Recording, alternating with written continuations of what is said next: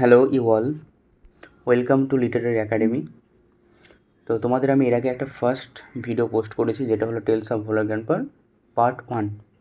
তো সেই ভিডিওতে আমি টেলস অফ ভোলা গ্র্যান্ডপার, যিনি রাইটার মনোজ দে, তার বায়োগ্রাফি, সামারি এবং এই যে ফার্স্ট পেজটা আছে এটা নিয়ে সম্পূর্ণ লাইন বাই লাইন অ্যানালাইসিস এবং মানে আমি করে দিয়েছি এটা। এবার আমার যে ভিডিওটা সেটা হলো সেকেন্ড পার্ট, গল্পের সেকেন্ড পার্ট যেটা আছে সেটা শুরু হচ্ছে তোমার এখান থেকে, পেজ নাম্বার 3 থেকে আই রিমেম্বার দিয়ে শুরু হচ্ছে। তাহলে আজকের আমাদের পড়া যেটা হবে সেটা হলো সেকেন্ড পার্ট, এই পেজটা। তো সবাই সেই গতবার ভিডিওর মতন পেন্সিল বা একটা খাতা নিয়ে বসে পড়ো।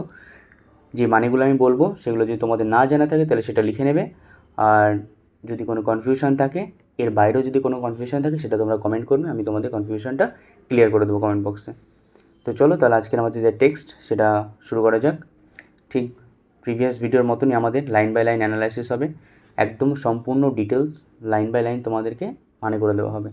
তো দেখো মন দিয়ে তাহলে ভিডিওটা দেখতে থাকো পুরোটা। ওকে, দেখো অ্যাট ফার্স্ট যেটা শুরু হচ্ছে সেটা আজকে ক্লাসে, সেটা হলো I remember another funny incident. তাহলে আমার মনে আছে অ্যানাদার মানে অন্য একটি ফানি ইনসিডেন্ট, মানে আরও একটা মজার ঘটনা। তো এখানে প্রথমে অন্য একটি বললো কেন?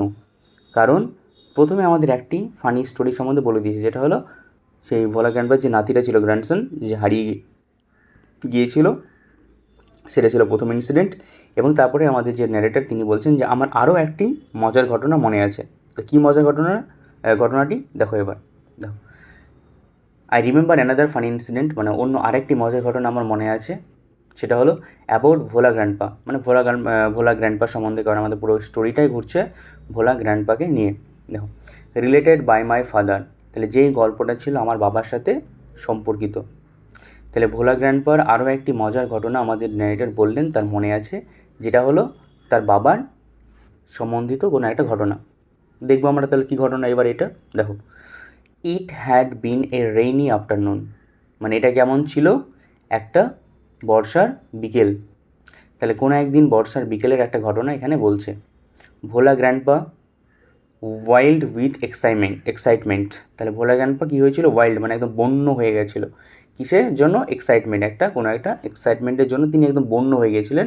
এবং তিনি ছুটে এসে কী বলেছিলেন সেই আমাদের ন্যারেটর বাবাকে? টোল্ড মাই ফাদার, মানে আমার বাবাকে বলেছিল, অ্যান্ড হিজ ফ্রেন্ডস, মানে ন্যারেটরের বাবা এবং তাদের যে বন্ধুরা ছিল সবাইকে এসে বলেছিল একটা ঘটনা। কী বলেছিল? দ্যাট যে he had seen a gang of pirates, সে কী দেখেছে? একটা পাইরেটস মানে কি? পাইরেট মানে হলো জলদস্যু।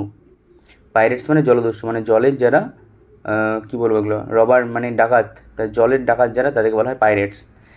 আর গত ভিডিওতে পার্ট 1 আমি কিন্তু একটা কথা বলেছি তোমাদেরকে, সেটা হলো কালেকটিভ নাউন সম্বন্ধে। তো এখানেও একটি কালেকটিভ নাউন ব্যবহার করা হয়েছে, সেটা হলো গ্যাং অফ পাইরেটস। পাইরেটস মানে জলদস্যু আর তাদের গ্রুপকে বলা হয় গ্যাং। ক্লিয়ার? তো এই জিনিসটা তোমাদেরকে মাথায় রাখতে হবে। তাহলে গ্যাং অফ পাইরেটস, তাহলে কী বলছে? ভোলা গ্র্যান্ডপা মানে আমাদের ন্যারেটরের বাবা এবং তার বন্ধুদেরকে বলেছিল যে he had seen a gang of pirates, মানে সে একটা জলদস্যুর দলকে দেখেছিল। দেখো, they were wearing a large box under one of the sand dunes, মানে দে ওয়ার মানে সেই জলদস্যুগুলো কী করছিল? বারিং মানে গর্ত করে, যেটা কী হয় মানে যেটা সমাধি দেওয়া হয় বা মাটির তলায় মানে পুঁতে দেওয়া যেটাকে বলে গর্ত করে, সেই জিনিসটাকে বলা হচ্ছে এখানে, বা মাটি দিয়ে ঢেকে দেওয়া কোনো একটা জিনিসকে গর্ত করার পরে। তো এইভাবে তারা কী করছিল? মাটির তলাতে একটা জিনিস, এ লার্জ বক্স, একটা অনেক বড় বক্সকে পুঁতে রেখেছিল। Under one of the sand dunes, কিসের তলায়? এই যে স্যান্ড দুনস, সে স্যান্ড দুনসের তলায়। স্যান্ড দুনস মানে কী বলো তো? বালির ঢিবি।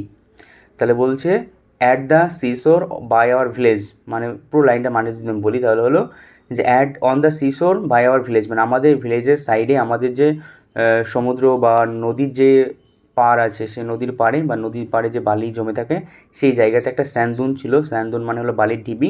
সেই বালির ঢিবির তলাতে সেই জলদস্যুগুলো কী করছিল? একটি অনেক বড় বক্স বা বাক্স তারা মাটির তলে লুকিয়ে রেখেছিল। At once father and his friends, মানে সেই মাত্র ন্যারেটার এবং তার ন্যারেটারের বাবা এবং তার বন্ধুরা started looking for the hidden treasures. তাহলে কী করেছিল? ছুটে চলে গেছিলো কোথায়? সে নদীর কিনারাতে। কী করার জন্য? সেই যে হিডেন ট্রেজার মানে কি? গুপ্তধন। হিডেন ট্রেজার মানে গুপ্তধন, সেই গুপ্তধনটা খুঁজে বের করার জন্য তারা ছুটে চলে গেছিলো। ইভিনিং পাস্ট, এইভাবে ওই খুঁজতে খুঁজতে খুঁজতে খুঁজতে সন্ধ্যাও পেরিয়ে গেছিলো, অন টু নাইট, সন্ধ্যা পেরিয়ে রাত্রি ঘনিয়ে এসেছিলো। মানে ঘটনা হলো ভোলা গ্র্যান্ডপা আসলো এবং ন্যারেটারের বাবা এবং তার বন্ধুদেরকে বললো যে সে আজকে কী করেছে, একটা গ্যাং অফ পাইরেটসকে দেখেছে যারা কী করেছে, একটি অনেক বড় গুপ্তধন সমুদ্রের কিনারায় বালির ঢিপির তলায় লুকিয়ে রেখেছে। এই ঘটনা শুনতে তারা দৌড়ে চলে গেছে কোথায়, সে সমুদ্র কিনারায়। সেখানে গিয়ে তারা কী করছে, সেটাকে সারাদিন খোঁজ করছে, করতে করতে সন্ধ্যা পেরিয়ে রাত্রি ঘনিয়ে এসছে এবার।